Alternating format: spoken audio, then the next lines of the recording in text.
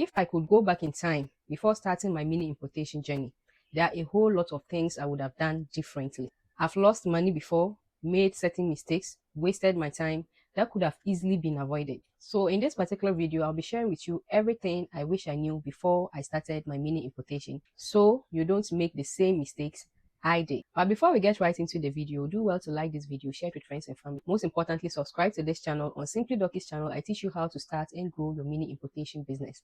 Let's get started. The very first one is going to be, I wish I knew mini importation was a highly risky business. It's a very, very highly risky thing to venture into. So most of us that want to get into mini importation, and we are so afraid, we are so careful, you have to really think it all over again, because this particular one I had to learn it the very, very hard way. Because there were times that, we just started, we thought that, okay, once you get into mini importation, you see an item, you purchase it, you come and sell, or you have seen this over there, you are trying to, you're just mixing things up. But there is going to come a time that, even if you don't want to take the risk, you will be forced, mini importation will force you to take a risk that you yourself, you take the risk, you are done, and you are like, did I just take this particular risk? Yes, mini importation is that thing. And most of the times, if you don't take much risk in mini importation, you lose a lot of juicy deals. Yes. So since you want the juicy deal, you just have to risk on it. And taking that risk means that it's a 50-50. There are some suppliers that we meet every day. We have never bought from them before, but you just risk it to trust the person, to just purchase from the person and see if the person is going to deliver. One example was when I had an iPhone supplier, which I did an unboxing in this particular channel. That supplier, I've never bought from that supplier before. I just had to risk on it. So if you are a beginner mini importer and you want to be so careful, I don't really know like the exact word to tell you. You can invest money in something or buy items from a particular supplier. The person might not deliver the exact items that you want. What are you going to do about it? There are some suppliers that you just meet them outside platforms. Even within the platforms, things do happen. So you just have to psych your mind that this business, you should have the heart, to contain risk, because it is really, and it is actually a very, very highly risky business. Number two, I wish I knew that cheap doesn't mean profit. Cheap things, it doesn't mean profit. One thing that most of us usually, like as a beginner as I was, once I get onto 1688, I'm looking for, which product is actually the cheapest.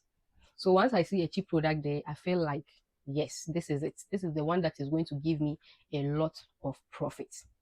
But I had to also learn this the very hard way, because getting very cheap items means you are likely to get poor quality items, and this is going to affect your business in the long run, because people will end up buying these items and they'll end up complaining and they will not come back to purchase that item again.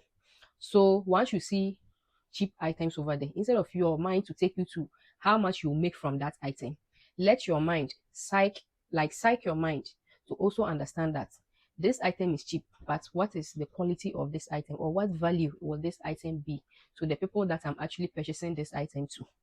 But the mistake we mostly do is that we just feel like, okay, this is a cheap item. Our mind take us directly, like straightforward.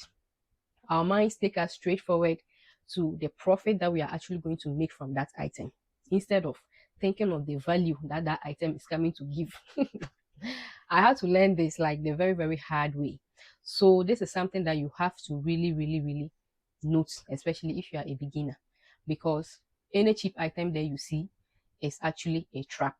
Yes. Let me give you an example. It's actually going to be this 19, was it 15 or 13 pieces non-stick pots. Oh my goodness. I'll never forget. I will never forget that pot. As a beginner, once I got onto that platform, this was one of the things that was so attractive, and the price too was very, very low. And I was like, cooking pot in Ghana here is not a joke. But look at how cheap this particular cooking pot is. And I placed it in my pre-order group. These people too did not, they did not disappoint me. They ordered. I mean, they really, really ordered. That was when I bought so many boxes of this. It was on the way coming. Before I saw another importer actually cautioning another person on it. It was even a group, it's not in social media. That many people will hear about it. It was within a closed group. Then I had to DM the person. I was like, madam, this item, please, can I hear more about the person? So, oh no, it's not nice. And I was like, my goodness, I'm dead. Like when these items arrived, I just had to find ways and means to, I just had to do the needful. So I was just like, yes, it's going to be a loss. I can't send these items. Like I cannot. It's not part of the business that I stand for. I cannot send this. I can't know that this thing is of poor quality like this, and I will just send it to people. Like I cannot do it. So I just had to announce in my arrival group that, hey, my people, this is how the item is. Okay, when it arrived, I tried it out to prepare rice, and this is how it is. So please, this for just serving, dishing out, if you want to dish out or something. So I actually said, so I was just like, those that want a refund can actually take their refund, and those that, just make a decision on it. Some said they wanted their money, so I just said had to send back their monies. Those that said, okay, we can manage, and some were like, oh, you are really, a good person to do business with, because most people will not even say this. They too considered me. Like all in all, I lost money importing this cheap item. So once you are looking at the profit side of it, always don't forget the value the item is going to give to the people that you are importing that item for. It's very, very important. I had to learn this the hardest, the very, very hardest way. Number 3, I wish I knew the importance of branding and presentation. I also still had to learn this the very, very hard way. Here I was doing pre-orders. I'll just run ads on Facebook and on Instagram. I'll run it on Facebook across to Instagram, and that's it. I'll introduce it to a few friends. That's it. Nobody even knew the face behind Dorkie's import. Nobody basically knew nothing about me. I was just there. I'll post the items. People will place their orders. I bring it. I send it to them. I knew regular, yes, but I didn't brand anything around that business that I was doing. And it got to a time that I realized that, it's very, very, very important. And I wish I knew that, especially at the initial stages of my mini importation business. That is why now I am always, pushing out for my beginners that, if you are starting mini importation, build something around it. Okay. Build something around it. If it's a social media platform, let us see your face. Let us see you. Brand yourself around something. That is what actually sells. See, it gets to a time that people don't really buy, the thing that you are selling, but they buy the brand itself. They just feel good to be associated with the brand that you have built around yourself. And it is a fact. And this one too, I had to learn it the very, very hard way, because I never knew. I started this YouTube channel, I think about September this year was my 1 year on this particular YouTube. And I started TikTok about 3 months or 4 months before I started this YouTube. So just imagine. I used to hear of TikTok, and I was like, what exactly is at this place? And oh, these things are just a waste of time. It's waste of data. It's waste of that. I'll always give myself excuses not to even visit the TikTok, not to even, to check what exactly is in this TikTok. I never, until one day I decided to just go to download the app and get on it. That's just about 1 year ago. About just like 1 year ago. Just imagine, just 1 year ago. So if I'm telling you that I wish, I started building my brand earlier, it is really true. So if you're starting your mini importation today, do well to brand it around something. Most people always be like, Dorkie, I don't know what exactly I'm branding around. There should be something that you are doing within the mini importation. Whether you are selling, you are doing pre-ordering, whatever it is that you are doing around the pre-ordering, people should know you for that around it, right? So it is very, very, very important to be able to brand and present yourself very, very well. It is very, very important. This is one of like the most regrettable things I wish I knew earlier. That is why I'm informing you guys right now. Most people be like, I'm shy, Dorkie, I don't know what to do. This TikTok, like, start from somewhere. Start from somewhere. There's always somewhere you will start. Have you checked my very first video on this YouTube? Like, have you checked? If you haven't checked, after this video, you can just scroll back and check my first 2 videos. Check the quality, check, the way my camera was like, the way I used to stand by the camera and everything. You check it and see if it's like today. So as you start, you are building on it. I haven't gotten anywhere. I'm still, I'm still learning. So that's how it is. In 2 years' time, I'll not definitely be, the same as I'm doing right now. I would have learned new things that would help in this brand that I'm trying to build. I hope you understand. So you can also start from somewhere. The fourth one is going to be, I wish I knew how to verify suppliers properly wherever I was buying from, whether on 1688, whether a supplier's contact. I just wish I knew at that particular point, because as beginner, nothing like verification was in my mind. Honestly, nothing. And that is exactly what most of the beginners' minds are. They just feel like immediately I'm able to set up, yes, I'm done. So all I have to do is, I've seen a shoe, I just go ahead and buy it, and that is it. It doesn't work like that. You have to do proper verification of these suppliers. Even on 1688, you have to do proper verification. And when you don't see them on any of these sourcing platforms and it's an outside person, it should be a recommendation. If it is not a recommendation, the person should be able to give you their business certificate, to at least show you their business certificate. They should be ready to go into a video call with you to actually confirm certain things. I never knew this when I was starting, and I wish I actually knew this. If not, like, some suppliers wouldn't have sent me some inferior items. And one thing that most of us we ignore is reviews and all of those things. This non-stick pot I just spoke about, honestly, when I was buying, I did not even check reviews, because I know, honestly, if I did much verification into that item, at least I would have had one review somewhere that would have at least given me a clue, or just at least caution me a bit. But no, I just went ahead straight up to go and buy. So this is something that if you're a beginner, you have to try your best to always verify suppliers before you give in the commitment. That is your cash. Because once you lose that money, it is something that you could have used to advance your business. So this is one thing that I also wish I knew. Number 5 is going to be, I wish I understood shipping and consolidation early. Yes. Here I was as a beginner, nothing like consolidation. By that time, I didn't even hear what this consolidation was all about.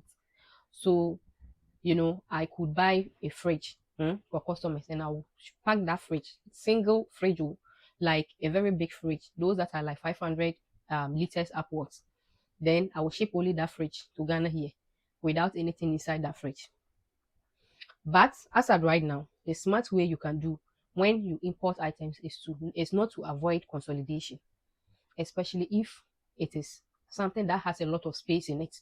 So like a fridge like this, right? Once you buy, or you are trying to import a fridge, you can actually, the other items that you would have, paid shipping fee on, you just send it to a repacking agent. They will receive the fridge and pack all those items into that fridge. Everything will go in. So at the end of the day, you're going to be paying for only the shipping fee of the fridge, but it's going to cover for whatever is inside the fridge, right? So these are like shipping and consolidation mistakes that I wish I knew earlier, so that at least I would have saved a lot of money. Because during my pre-order days, times that I used to do pre-orders, like real-time pre-orders, I used to get a lot of orders on fridges, okay, like these deep freezers and all of that. But I'll just bring only the fridge like that. I wish I knew smarter ways of shipments and consolidation. So if you're watching this video as at now, you should find smart ways of consolidating your items to bring them down. It can be from your shipping company, or you get a repacking agent, a consolidation agent, and all of that. Most of the shipping companies actually do consolidation, but it's the repacking that most of them don't. So we are moving to number 5. Are we in 5 or 6? It's one of them. I think we are in 5, right? I wish I knew the importance of product research. Gone are those times, I just jump onto my 1688, I start scrolling through whatever I see a pen. Oh, this pen looks very nice. Then I'll just take the picture, come and post in my pre-order page. Then I'll start scrolling again. Okay, oh, look at this air fryer. It's really going to be of help. Oh, my people will really love it. Then I would take a picture, come and put it down. Oh, look at this kettle. It's going to be really, really nice. Oh, look at how beautiful they have branded it. Then I'll pack it. I'll go and buy like many boxes. Then I'll bring it down. I'm coming to sell random products with no market research, basically nothing. You just go onto it, whatever you see, you're just packing it and you're bringing it down to come and sell. You just pack it, you are putting your pre-order page. I wish I knew I wish I knew the importance of product research, as I've been talking about these days. It's very, very important. You have to research on it, the type of people that like that product, the type of people that buys it, why they buy it. You have to do something so that this can give you an informed decision if the people that you have influence on. See, at the end of it all, okay, the people that buy from you are people that you have influence on, whether it's your ad that they saw or it's your brand or whatever. It's the influence you have on them. That is why they even believed to come and buy from you. So this market research or this product research is going to help you now assess yourself and see the people that you have influence on. Are they interested in that type of item? Recently, I made an example about people that try to join my courses, my Shein, my Part Bills courses. Most of them will try to ask you questions like, when the item arrives, how do I sell it? And I'm like, you want to buy an item or you want to import an item, but you haven't researched. So you don't even know how you're going to sell it, who you want to sell it to, who will be interested in it. Like, you basically know nothing about it, yet you are going to bring it down. That product will come and be staring at you in your room, and you will see another vendor, okay, having it at higher price, and they are selling thousands and thousands of the same products. So yes, that is the power of product research. If you don't do your research well, you always have items dumped on you all the time. Products will always be with you that you don't really know exactly what to do with those products. And this research too doesn't end when you have successfully done it. Okay, this will be interested. You also have to research and know when to stop buying that item. Yes, it's also very important. I had to learn this the very, very hardest way, because there were some products that I bought and it actually took a longer time for me to sell those items out. Very, very long time. And just imagine having a product that is just sitting down staring at you, and you are going to take forever to sell it. So where are you going to get the money again to buy another product? Right? So it's very, very important. The very last one that we'll be talking about is, I wish I knew patience is the key. When I was starting, when you are just a beginner like that, your blood is really hot. Yet, yes, I've seen a new business. I want to do it. I want to do it. I want to do it. Yes, we know. But you have to take, some few steps back and just say to yourself that it takes time. It takes consistency. It takes learning. And also, it takes a lot of practice to be able to, be out there. So all of the things that I've spoken about, yes, you are implementing them right, or you are going to start to implement them. But know that it is not a one day something. So you really, really have to get the patience in order to build yourself or to build your mini importation app. One thing that mostly stop a lot of people, from having this patience for their business is comparison. That is just one of the killers, is comparison. So most people try to compare, their business to another person. Why is it that I and so we all started this mini importation street over here? We're all in this street. What happened? You still have to not forget about that. To not forget that patience is key. So I wish I knew this earlier. It will save you a lot of heartaches. It will save your mental health. If you focus your mind on the things that are not really working in your mini importation business or journey or whatever, it will not help you. It will not let you see clearly what exactly is working. That is just it. So if you are focusing more on what is working, you are putting in the work over there, that would rather be of help than trying to compare it to another person's own. Right now, we are not the same people. That person you are trying to compare that your business to, the money that person is willing to invest in, you don't have that money. The time that person is going to invest in, maybe you don't have that time. You have other things that the other person doesn't. Other things to do that the other person doesn't. So patience is key. So I also wish I knew that patience is very, very key. So if you have started your mini importation for a while, and there's also something that you wish you knew, but you actually learned it the hardest way. I mean, the very, very hardest way. Nobody told you, but you just had to figure it out your own in a very hard way. You can actually leave it in the comment section and we can have a discussion about that. I'd love to see you in my next video. So do well to subscribe to this channel and join the happy family. I'll be seeing you in my next video. It is bye.